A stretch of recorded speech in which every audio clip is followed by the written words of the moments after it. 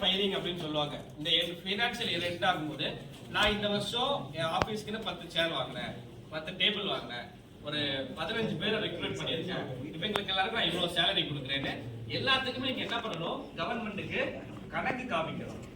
காமிச்சா மட்டுமே தான் என்ன பண்ணுவாங்கன்னா, இந்த 20 லட்சம் இருக்குல்ல, 20 லட்சத்துல உங்ககிட்ட டாக்ஸ் வாங்க மாட்டாங்க. You know right, 18% of tax is right for everything. இப்போ அந்த 5% ஒரு சில இதுக்கு மாத்திட்டாங்க, ஒரு சில இது 12%, ஒரு சில இது 18%. So இந்த 20 lakhs உங்களுக்கு வந்துருச்சுனா, if you are going on a right way, எல்லாமே கரெக்ட்டா பண்றீங்க, எல்லாமே ஃபைலிங் கரெக்ட்டா பண்றீங்க அப்படினா கவர்மெண்ட் என்ன பண்ண மாட்டாங்க, for the first 3 years உங்ககிட்ட என்ன பண்ண மாட்டாங்க, tax வாங்க மாட்டாங்க. புரியுதா? டாக்ஸ் வாங்க மாட்டாங்க. சோ இந்த 20 லட்சத்தை நீங்க என்ன பண்ணிக்கலாம், உங்க கம்பெனில இன்வெஸ்ட் பண்ணி அதுல வர அவுட்கம் நீங்க என்ன பண்ணிக்கலாம், அடுத்த 3 வருஷத்துல கவர்மெண்ட்டுக்கு ரிட்டர்ன் பண்ணிக்கலாம். புரியுதா? இப்போ 3 வருஷம் உங்க கம்பெனி ஆயிடுச்சு. 3 வருஷத்துக்கு அப்புறம் உங்களோட ஃபண்ட் ஃப்ளோ இருக்குல்ல, ஃபண்ட் ஃப்ளோ அப்படினா உங்க ஆர்கனைசேஷன்ல இருக்கிற பிசினஸ் மூலமாவே என்ன ஆகும் அப்படினா அது ரொட்டேட் ஆகும், மணி ரொட்டேட் ஆகும்.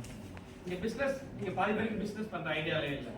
பிசினஸ் வந்துட்டு இங்க பாதி பேர் ஸ்டார்ட் அப் ஆரம்பிக்கலாம். உங்களுக்கு தெரிஞ்ச ஃப்ரெண்ட்ஸ் சர்க்கிளா இருக்கட்டும், உங்க சீனியர்ஸா இருக்கட்டும், maybe they can create a startup. ஆனா அதை ரன் பண்ண முடியுமா, to a long term run பண்ண முடியுமா, பண்ணிருக்க மாட்டாங்க.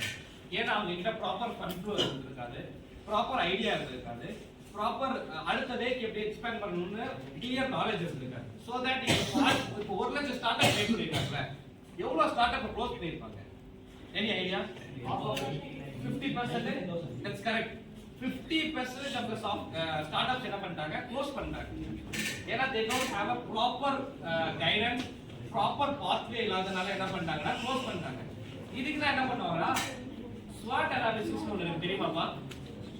SWOT, SWOT அப்படினா strength, weakness, opportunity, threats. correct. so the SWOT analysis இருக்குல்ல, இது வந்துட்டு என்னன்னா நமக்கு வேணும், நம்ம ஆர்கனைசேஷனுக்கு வேணும்.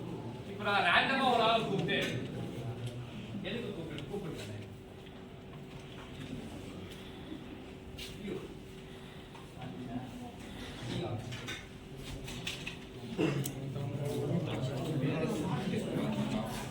Surya, my close friend name is also Surya. So Surya,